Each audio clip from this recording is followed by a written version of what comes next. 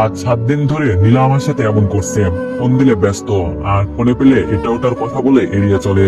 তার এই এড়িয়ে চলার নতুন নাম। আরো 1 মাস আগে থেকেই, কিন্তু এখন একটু বেশি। তার এই অবহেলা সহ্য করতে না পেরে চিন্তায় অসুস্থ হয়ে গেছি। আর সে আমার খোঁজও নাই না। আজ 1 দিন হলো সুস্থ হয়েছি, তাই নীলাকে একটু ফোন দিলাম। হ্যালো নীলা, কেমন আছো? নীলা বললো ভালো। আমি বললাম জানো নীলা, আমি না ভালো নেই। নীলা বলল কেন, কি হয়েছে? আমি বললাম জানো, আমি না 1 সপ্তাহ ধরে অনেক অসুস্থ। আর তুমি একটি বারের জন্য খোঁজ নিলে না। আজ প্রায় সুস্থ, তাই আমি নিজেই তোমাকে ফোন দিলাম। নীলা বলল আমি অনেক ব্যস্ত, তাই খোঁজ নিতে পারিনি।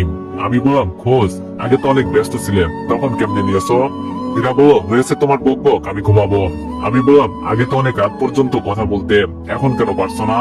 নীলা বলল আগে বলতাম, এখন বলতে পারবো না, ঘুম পাচ্ছে। আমি বললাম ও আচ্ছা, তাই কি করো? নীলা বলল আদায়ের একজনের সাথে কথা বলি। এখন তোমার ফালতু বকবক শেষ হলে এখন রাখতে পারি? নীলার কথাটা শুনে আমার চোখে জল এসে গেল। সে পারলো এমন ভাবে কথা বলতে? আমি বললাম এগুলো ফালতু বকবক, তাই না?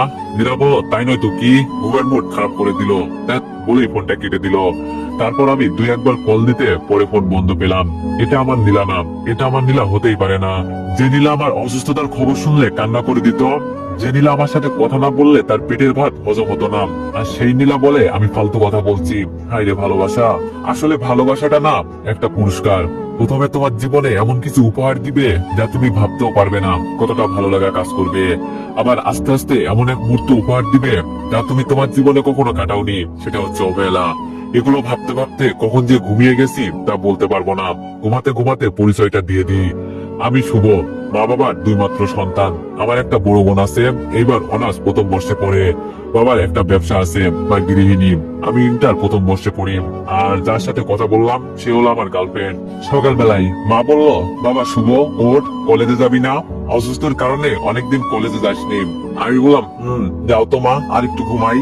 মা বলল আর একটু ঘুমালে আর কলেজে যেতে হবে না, এখন 8টা বাজে। কি 8টা বাজে? ধাত ছেলার ঘুম। আম্মুর মুখে 8টা কথাটা শুনে তাড়াতাড়ি উঠে ওয়াশরুমে চলে আসলাম। এইদিকে আম্মু নিচে গিয়ে আমার জন্য নাস্তা রেডি করে রাখলো।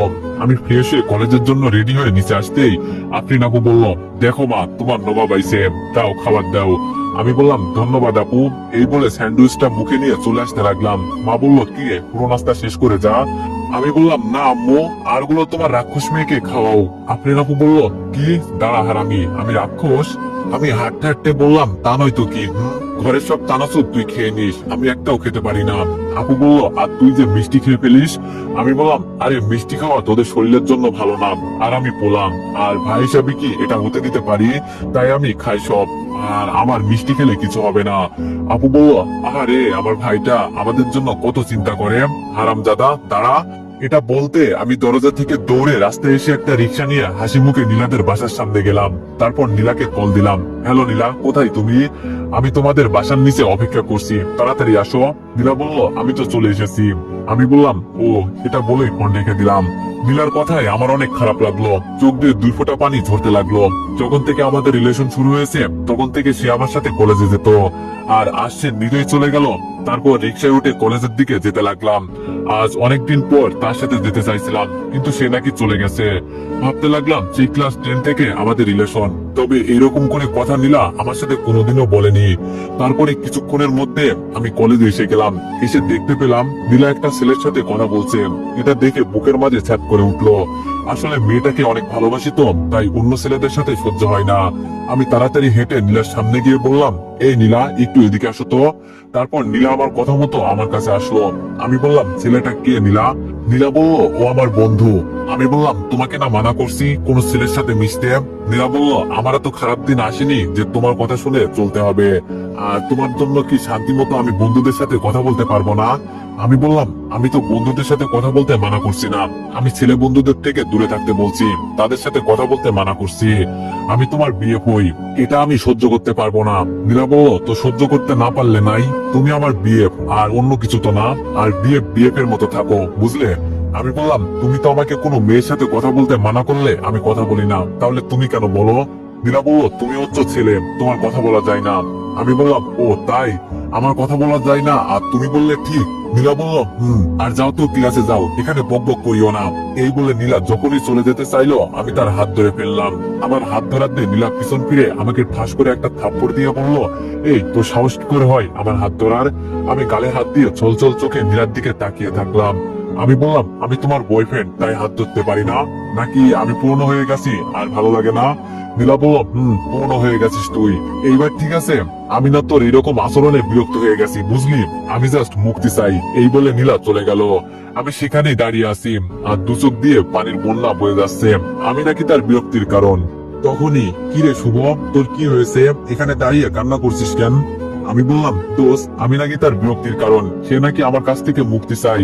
কি করব বল? আমি না তাকে অনেক ভালোবাসি রে। মামুন বলল, ভাই তুই একটু শান্ত হ, সব ঠিক হয়ে যাবে। ভাবির মনে হয় কোনো সমস্যা হয়েছে, তাই মাথা গরম করে উল্টো পাল্টা কথা বলছে। আমি বললাম, কিন্তু সে যে আজ নতুন করে আমাকে অবহেলা করছে তা না, সে তো আরো আগে থেকে এটা করছে। আচ্ছা তুই বল, আমার কি ভুল? আমার কি এটাই ভুল যে আমি তাকে পাগলের মতো ভালোবাসি? সে কেন এমন করছে? মামুন বলল, দোস্ত সব ঠিক হয়ে যাবে, এখন কান্না না করে চল ঘুরে আসি। আমি বললাম, তুই সত্যি বলছিস সব ঠিক হয়ে যাবে? দোস্ত, আমি না তাকে না পাইলে শেষ হয়ে যাব। মামুন বলল, একটা থাপ্পড় মারবো আর যদি এমন কথা বলিস তো। চল তো।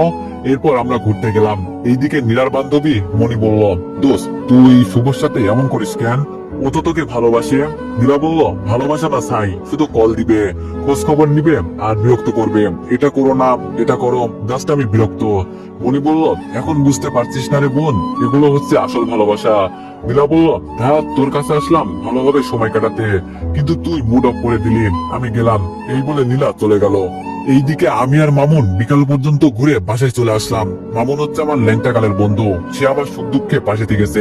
বন্ধু বললে ভুল হবে, মাই বলতে পারেন। বাসায় গিয়ে ফ্রেশ হয়ে ছাদে গেলাম। সেখানে গিয়ে তো আমার মাথা গরম হয়ে গেল, কারণ আমি ছাদে উঠে দেখি আপু দোলনাতে আমার জায়গাতে পা দিয়ে শুয়ে আছে। আমি গিয়ে আপু চুল টেনে দিয়ে বললাম, ওই রাক্ষসী, আমার জায়গায় বসলি কেন? আপু বলল, তোর জায়গায় বসতে আমার বয়েই গেছে, আমি তো পা দিয়েছি।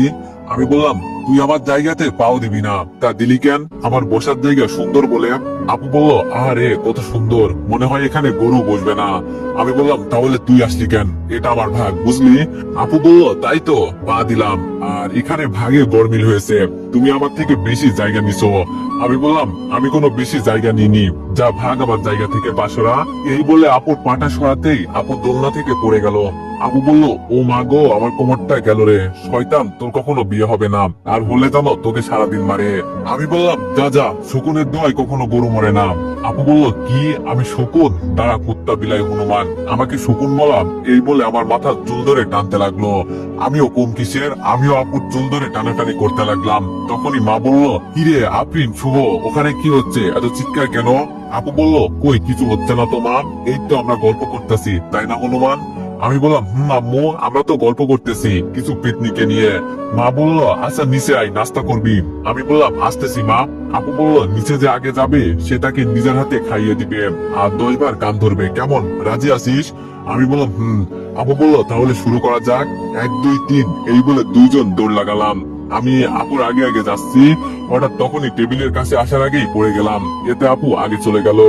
আপু বলল, হুররে, আমি জিতে গেছি, কি মজা, নে এবার কান ধর। এই বলে আমি যখন কান ধরতে যাব, তখন আপু বলল, আর কান ধরতে হবে না, আমি আর মাইকের মতো নাকি আমার মায়ের পেটের আপন শত্রুকে কষ্ট দিব? নে আমাকে খাইয়ে দে। আমি বললাম, থ্যাংক ইউ আমার খুশি বোন। আপু বলল, ওই অপমান করলি নাকি ধন্যবাদ দিলি? আমি বললাম, তুই যেটা মনে করিস, এখন হা কর, তোকে খাইয়ে দি। তারপর আপুকে খাইয়ে দিলাম, আমিও খেয়ে নিলাম। আসলে বিকালের নাস্তা আপু আমার হাত থেকে খাবে, সেটা যে করেই হোক, না হলে খাবে না, তাই আমি ইচ্ছা করে হেরে গেলাম। নাস্তা করে বাংলাদেশের খেলা দেখতে বসলাম। আসলে আমরা ভাই বোন খেলা পাগল। খেলা দেখে হতাশ হয়ে সন্ধ্যায় রুমে গিয়ে বসলাম। এতবার মনকে বুঝাই আর খেলা দেখবো না, তাও মন মানে না। আবার ভেড়ার মতো মন খেলার দিকে চলে যায়। রুমে এসে বসতেই নীলার কথা মনে পড়লো। আসলে সে আমাকে যত অবহেলা করুক না কেন, আমি যতক্ষণ পরিবারের সাথে থাকি তখন আর অবহেলা গুলো ভুলে যাই। আর অবহেলার কথা মনে পড়তেই চোখ দিয়ে পানি পড়তে লাগলো। কি করব, তাকে যে অনেক ভালোবাসি, তাই দেরি না করে নীলাকে কল দিলাম। কিন্তু ব্যস্ত বলে এইভাবে 3-4 বার কল দিতে ব্যস্ত দেখাই, তাই মন খারাপ করে ফোন রেখে তাকিয়ে থাকলাম, কিন্তু সে আর কল দেয়নি। তারপর পড়তে বসলাম। পড়া শেষ করে রাতে খাবার খেয়ে রুমে আসতেই মামুন কল দিল। মামুন বলল, দোস্ত কি অবস্থা তোর? আমি বললাম আলহামদুলিল্লাহ ভালো, তোর? মামুন বলল, ভালো। ভাবির কি খবর, সব ঠিক হয়েছে? আমি বললাম মিথ্যা বললাম। মামুন বলল, দোস্ত তাহলে ঘুমা, আমার উনি কল দিচ্ছে। আমি বললাম কথা বল ভাই। এইভাবে যতই দিন যাচ্ছে নীলার অবহেলা গুলো আরো বেশি বাড়ছে। ফোন দিলে ব্যস্ত, ফোন ধরলে কাজের বাহানা দিয়ে রেখে দেয়, কলেজে কথা বলতে গেলে এটা ওটা বলে চলে যায়। আমি জাস্ট পাগল হয়ে যাব মনে হয়। তার এই অবহেলা সহ্য করার ক্ষমতা আল্লাহ আমাকে দিয়েছে। ওই যে তাকে প্রচুর ভালোবাসি, দিনে তো এটা ওটার ভিতরে ব্যস্ত থাকি, তাই কিছু হয় না। কিন্তু রাত হলে আমার মনে অন্ধকার নেমে আসে, যে অন্ধকারের কষ্টে নিজের ভিতরটা পুরো করে খাই। ভালোবাসার কথা আমি বলিনি, সে আমাকে ভালোবাসতে বাধ্য করেছে। যদি এমন ভালোবাসা বাসবে তাহলে আমার পিছনে কেন পড়েছিল? আজ রাতে শুয়ে শুয়ে মোবাইল টিপতেছি, তখন মামুন কল দিল। আমি বললাম, হ্যালো কেমন আছিস? মামুন বলল, ভালো দোস্ত, তোরে একটা কথা বলতাম, রাগ করিস না? আমি বললাম, আরে আমি রাগ কেন করবো বল। মামুন বলল, আজ বিকালে দেখলাম পার্কে একটা ছেলের সাথে নীলাকে, তোর মোবাইলে একটা ছবি পাঠাচ্ছি দেখ। আমি বললাম, আরে হয়তো তার কাজিন হবে, যাক আমি দেখতেছি, পরে কথা হবে। তারপর আমার হোয়াটসঅ্যাপে একটা ছবি আসলো, দেখলাম ছেলেটা আমাদের কলেজের, আমাদের সিনিয়র। তারপর মামুনের সাথে কথা বলে ফোন রাখতে নীলাকে কল দিতে ব্যস্ত বলছে। কিছুক্ষণ কল দেওয়ার পর নীলা কল রিসিভ করলো। নীলা বলল, হ্যালো কেন কল দিয়েছো? আমি বললাম, কেন কল দিতে পারি না? নীলা বলল, পারো, কি বলবে তাড়াতাড়ি বলো। আমি বললাম, আজ বিকালে কোথায় ছিলে? নীলা বলল, কে কে কেন, বাড়িতে ছিলাম। আমি বললাম, মিথ্যা কেন বলতেছো? বিকালে তুমি পার্কে কার সাথে ঘুরছিলে? নীলা বলল, ও সে তো আমার বন্ধু। আমি বললাম, এই তোকে কতবার মানা করব কোন ছেলের সাথে কথা না বলতে, তাও কেন কথা বললি? নীলা বলল, শুভ আমার কথাটা একবার শোনো। আমি বললাম, রাখ তোর কথা, এই বলে ফোন কেটে দিলাম। এখন ভাবতে লাগলাম, মেয়েটাকে একটু বেশি বোকা দিয়ে ফেললাম, অনেক কষ্ট পেয়েছে মনে হয়। দেখি তো আমার সবসময় রাগ ভাঙাই, তাই ও কল দিলে সরি বলে নিবনি। এইবার আমি তার ফোনের অপেক্ষা করতে লাগলাম। আমি ফোনের দিকে তাকিয়ে থাকতে থাকতে রাতে 1টা বেজে গেল। আমি অবাক হয়ে গেলাম, যেই নীলা আমি রাগ করলে সাথে সাথে কল দিয়ে রাগ ভাঙাতো, আর সে একবারও কল দিল না। আমি এসব ভাবতে ভাবতে ঘুমিয়ে গেলাম। সকালবেলা ঘুম থেকে উঠে ফ্রেশ হয়ে নাস্তা করে নীলাকে কল দিলাম, তুমি কোথায়? আমি তোমার বাসার সামনে আসতেছি। নীলা বলল, না শুভ, আশা লাগবে না, একসাথে এখন যাওয়া যায় না, আমরা এখন বড় হয়েছি, তাই তুমি কলেজে চলে যাও। আমি বললাম, ও আগে বড় ছিল না তাই তো? নীলা বলল, একটু বোঝার চেষ্টা। আমি আর কথা না শুনে ফোন কেটে দিলাম। সে আমাকে বলেছিল আমি তাকে প্রতিদিন কলেজে নিয়ে যাব, বাড়িতে দিয়ে আসবো, আর আজ সে নিজেই বলছে না নিয়ে যাওয়ার জন্য। আসলে মানুষের কাছে শুনতাম ভালোবাসা পূর্ণ হয়ে যায়, আজ সেটা বুঝতে পারলাম। কলেজে গিয়ে বসে থাকলাম, উদ্দেশ্য নীলার সাথে কথা বলবো।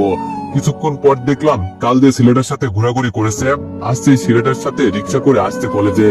রিক্সা থেকে নেমে দুজন কথা বলতে বলতে আমার পাশ দিয়ে চলে গেল, অথচ নীলা আমাকে দেখতেই পাইনি।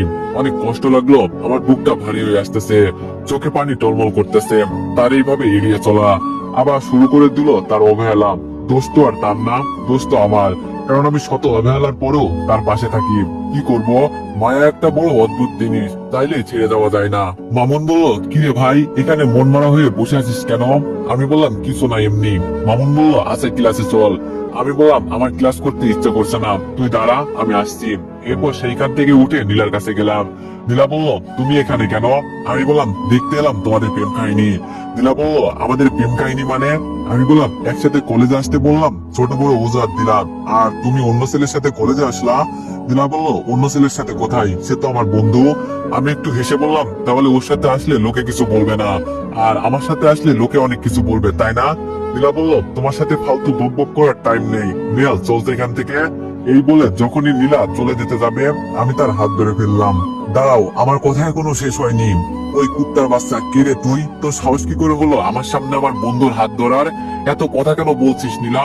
ওই শালাকে একটা লাগিয়ে দে না, ওর কত বড় সাহস তোর হাত ধরে। তুই না পারলে আমাকে বল, একেবারে সাইজ করে দিমু। ছেলেটার কথা শুনে আমার মাথা গরম হয়ে গেল, আর নীলা ছেলেটার কথা শুনে কিছু বলছে না। তাই এরা কন্ট্রোল করতে না পেরে, শালা তোর জন্য সব হয়েছে, তোর জন্য। আমার নীলা, আমি হাত ধরবো নাকি ধরবো না সেটা আমার ব্যাপার, এতে তোর নাক গলাতে হবে কেন? এই বলে তার কলার ধরে তাকে একটা নাক বরাবর ঘুষি দিতে তার নাক পেটে রক্ত পড়ছে। আমার এইদিকে কোনো খেয়াল নেই, আমি ছেলেটাকে কিল ঘুষি দিতে লাগলাম, আমাকে গালি দেওয়া, আমাকে নাকি মারবে। এই শালা মার মার না আমাকে। আর তখনই নীলা আমার হাত ধরে নিল। আমি বললাম, নীলা হাত ছাড়। এটা বলতে নীলার দিকে তাকাতেই নীলা আমাকে কষে একটা থাপ্পড় দিল। আমি তো এইসব দেখে অবাক। একটা ছেলের জন্য নীলা আমাকে এইভাবে সবার সামনে মারতে পারলো। নীলা বলল, শালা ছোট লোকের বাচ্চা, তোর সাহস কি করে হয় আমার সামনে আমার বন্ধুকে মারার? আসলে তোর মতো ছেলেকে আমি ভালোবাসতাম, সেটা আমার ভুল। নীলার ঠিক বলতো, তুই একটা খারাপ ছেলে। আমি বললাম, আমি না হয় খারাপ, কিন্তু ওর সাহস কি করে হয় আমার মাকে নিয়ে গালি দেওয়া? তুমি বাবা আমার হয়ে কথা না বলে তার হয়ে কথা বলতেছো। নীলা বললাম, তা করবো না তো কি করব? আমি তো অতিষ্ঠ হয়ে গেছি তোর কাজকর্মে। তুই শুধু তোর কথাই ভাবিস, আমার কথা একটা বড় ভাবিস না। সারাদিন এটা করো এটা করিও না, এদের সাথে মিশতে পারবে না, ব্যাস আর না। আমি তোর থেকে মুক্তি চাই, ব্রেকআপ চাই। আমি তোর মতো ছোট লোককে ভালোবাসি না। আমি নীলার এমন কথা শুনে আমার চোখ দিয়ে পানি পড়তেছে। আমি নীলার হাত ধরে বললাম, নীলা তুমি এমন করো না, আমি তোমাকে সত্যি ভালোবাসি, প্লিজ আমাকে ছেড়ে যেও না। আমি নীলার হাত ধরতে সে আমাকে আবার থাপ্পড় মারলো। নীলা বললো, ওই কুত্তা, তোর সাহস কি করে হলো আমার হাত ধরার? তোকে বলছি না তোর আর আমার মধ্যে কোনো সম্পর্ক নেই? তোর যদি লজ্জা শরম থাকে তাহলে আমার সামনে আসবি না। আমি নীলার কথাগুলো শুনে কি বলবো, আমার মুখ দিয়ে কোনো কথা বেরোচ্ছে না, অনবরত চোখের পানি আসছে। আমি তার অপমান আর সহ্য করতে পারছি না, তাই সেখান থেকে চলে আসলাম। আমি এসে আম গাছ তলে বসে কান্না করতে লাগলাম। তখনই মামুন এসে বলল, দোস্ত কান্না করিস না, এই মেয়ে গেছে তো কি হয়েছে, এর চেয়ে ভালো মেয়েকে তোর সাথে বিয়ে দিব। আমি মামুনকে জড়িয়ে ধরে কান্না করতে লাগলাম। দোস্ত কাউকে ভালোবেসে কেয়ার নেওয়া কি অপরাধ? কারো ভালো মন্দ সঠিক কোনটা ভুল কোনটা দেখিয়ে দেওয়া কি আমার ভুল? আমি তো তাকে ভালোবেসেছি আর ভালোবেসে এইসব করেছি। আচ্ছা তাকে কি ভালোবাসা আমার ভুল? আমি তো বাঁচতে চাইনি, সে আমাকে জোর করে ভালোবাসা শিখিয়েছে। মামুন বলল, ভুল তোর না রে, ভুল হচ্ছে তুই যাকে ভালোবেসেছিস সেই মানুষটার, যেই মানুষটা তোর ভালোবাসা বুঝতে পারিনি। আমি বললাম, ভাই সে আমাকে এখন পছন্দ করে না ঠিক আছে, কিন্তু আমাকে গালি দিল। দোস্ত এটা থেকে শিক্ষা নিয়েছি, কাউকে বেশি মূল্য দিলে বস্তাতে ভরে সস্তা মনে করে ফেলে দিবেন। জানিস নীলা যখন থেকে আমাকে অবহেলা করতে শুরু করছে না, তখন থেকে আমার তার প্রতি ভালোবাসা কমে যেতে লাগলো। তারপরও তাকে ভুলতে পারি না, তাকে ছেড়ে থাকতে পারি না। মামুন বলল, দোস্ত যা হয়েছে সব একটা কালো স্বপ্ন ভেবে ভুলে যা, তাও কান্না করিস না, তোর কান্না আমার সহ্য হয় না। আমি বললাম, কি করে ভুলবো রে দোস্ত, এতদিনের মায়া। মামুন বলল, আর কান্না করিস না, বলছি মানে কান্না করিস না, তা নইলে আমি তোর সাথে কথা বলবো না। আমি বললাম, আচ্ছা ভাই আর কান্না করুন না, এই দেখ আর পানি পড়ছে না। মামুনকে এটা বললো, কিন্তু আমার মন জ্বলে পুড়ে সারকার হয়ে যাচ্ছে। তখনই কলেজের পিয়ন এসে বলে গেল আমাকে নাকি প্রিন্সিপাল ডাকছে। তাই আমি আর মামুন গেলাম সেখানে। দেখলাম নীলা নেয়াল মানে সকালে যাকে মারছি সেও আছে। আমি বললাম, আসতে পারি স্যার? স্যার বললো, আসেন আসেন। তাই এখানে কি গুন্ডামি করতে আসেন নাকি পড়াশোনা করতে? বুঝতে আর বাকি রইল না, নেয়াল আমার নামে নালি দিছে। স্যার বললো, নীলা মা শুভ নেয়ালকে কেন মারলো একটু বলবে? তারপর নীলা যেটা বললো সেটা শুনে আমার মাথায় আকাশ ভেঙে পড়লো। স্যার আমি প্রতিদিন কলেজে আসা এবং যাওয়ার সময় এই ছেলেটা টিস করে, আমি তাকে অনেক অপমান করি, কিন্তু তাও সে টিস করে। আজ আমি আমার বন্ধুর সাথে কলেজে আসছি আর ও আমাকে টিস করতে লাগলো। তখন আমার বন্ধু নিয়াল এটা সহ্য করতে না পেরে এই লুচ্চা ছেলেটাকে এইসব করতে মানা করলো। তখন এই গুন্ডা ছেলেটা নিয়ালকে পশুর মতো মারতে লাগলো। দেখেন স্যার, নিয়ালের নাক ফেটিয়ে দিয়েছে। এতক্ষণ আমি নীলার দিকে তাকিয়ে তার কথাগুলো শুনতেছি আর আমার চোখ দিয়ে পানি পড়তে লাগলো।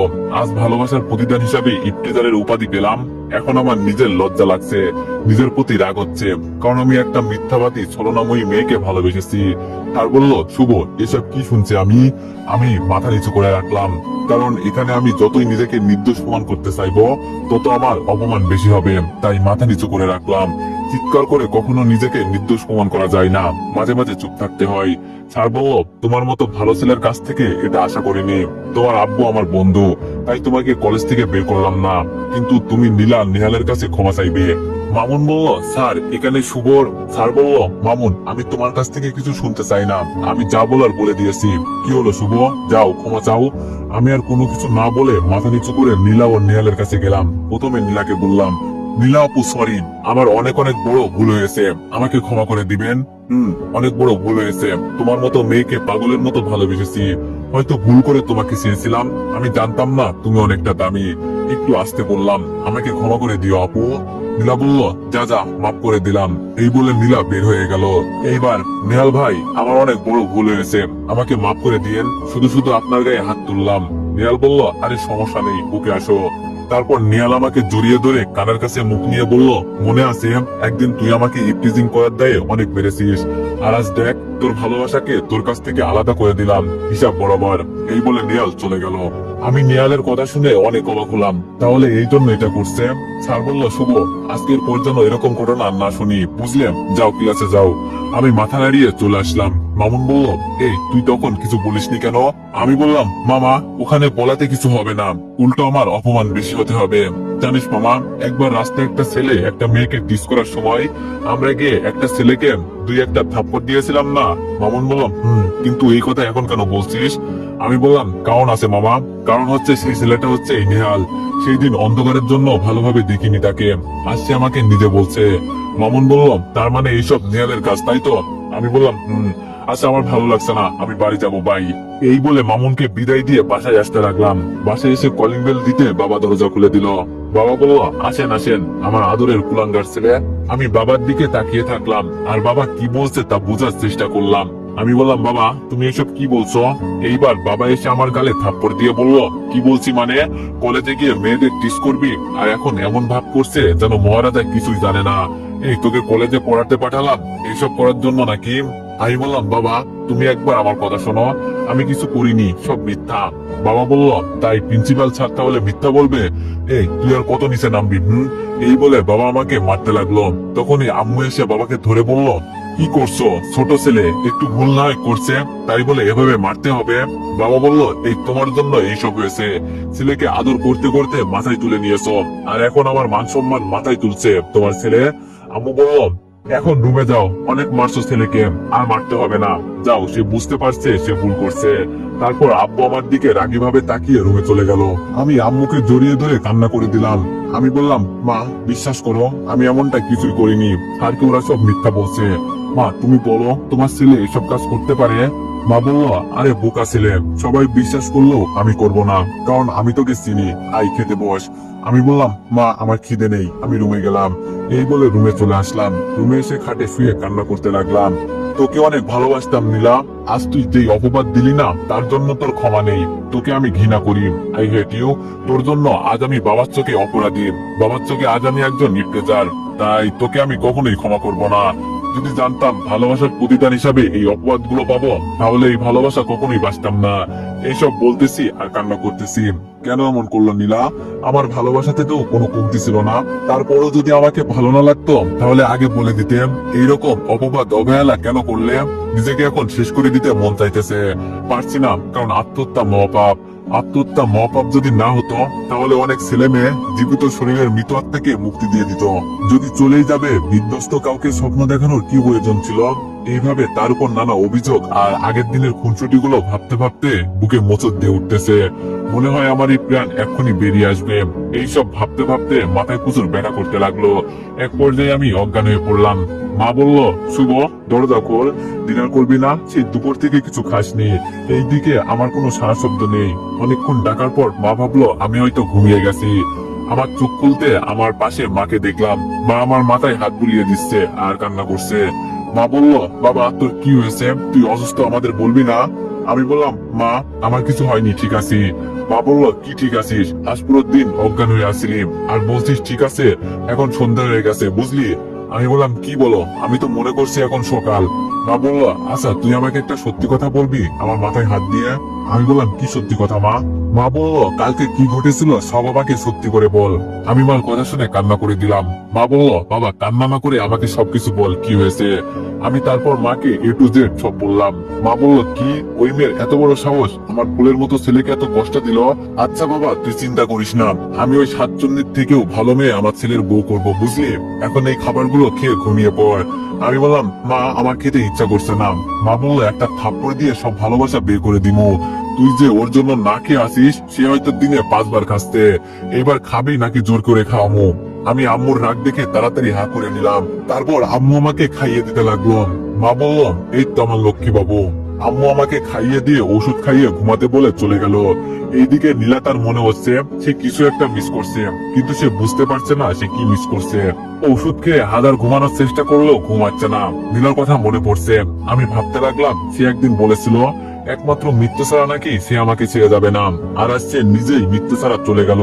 আমার জীবন থেকে সেই কথাগুলো ভাবতে অবাক লাগে। চোখের কোণে জমে আছে একটুখানি পানি। মুছে দিতে আসবে না কেউ, এ কথাও জানি। অনেক আপন ছিলে তুমি, হঠাৎ হলে পর আমার খবর নাই বা নিলে। তোমার কি খবর? এইসব ভাবতেছি, তখন ফোনটা বেজে উঠলো। তাকিয়ে দেখি মামুন। মামুন বলল, কিরে এখন কেমন আছিস? আমি বললাম, ভালো, কিন্তু আমার অসুস্থের খবর তুই কেমনে জানলি? মামুন বলল, হালা তুই তো আমাকে বন্ধু মনে করিস না, তাই তুই কেমনে জানবি? আমি তোকে কলেজে যাওয়ার জন্য কল দিলাম, তুই ধরলি না, তাই তোর বাসায় গেলাম। দেখলাম তোর রুম থেকে কান্নার আওয়াজ আসতেছে তোর মায়ের। দৌড়ে গেলাম, দেখি তোর মা আর বোন দরজার সামনে বসে কান্না করতেছে। আন্টি কি হয়েছে, কান্না করছেন কেন? তখন তোর মা বলল, বাবা দেখো, শুভ সেই কাল রাত থেকে দরজা বন্ধ করে আছে, এখন সকাল 10টা বাজে, এখনো দরজা খুলতেছে না। অনেক ডাকছি বাবা, কিছু একটা করো। তারপর আমি তোর দরজার লকটা কোনো মতে ভাঙলাম, রুমে গিয়ে দেখি তুই অজ্ঞান। তারপর ডাক্তার নিয়ে এসে তোকে স্যালাইন দিল, আর বলে গেল চিন্তার কোনো কারণ নেই, অনেক ডিপ্রেশনে ছিল, তাই মাথায় অনেক চাপ পড়েছে, তাই অজ্ঞান হয়ে গেছে। আমি ইঞ্জেকশন দিয়েছি, সন্ধ্যার মধ্যে জ্ঞান ফিরবে। তারপর আমার কিছু কাজ থাকাতে চলে আসলাম, আর যেতে পারিনি। আমি বললাম, ধন্যবাদ রে, তোর এই উপকার আমি কখনোই ভুলতে পারবো না। মামুন বলল, তোকে সামনে পাইলে কি যে করতাম না রে, এই সামান্য কিছুর জন্য ধন্যবাদ বলা কোনো মানে আছে শালা? আমি বললাম, তারপরও। মামুন বলল, তারপরও মানে কি, যা তোর সাথে কথাই কমো না আরি। এই বলে ফোন কেটে দিল। মামুনের এমন কাজটাই মুখে একটু হাসি ফুটে উঠলো। আমার কোনো ভাই নেই, কিন্তু এই মামুন আমাকে কখনো ভাইয়ের অভাব বুঝতে দেয়নি, সবসময় আমার পাশে থেকেছে।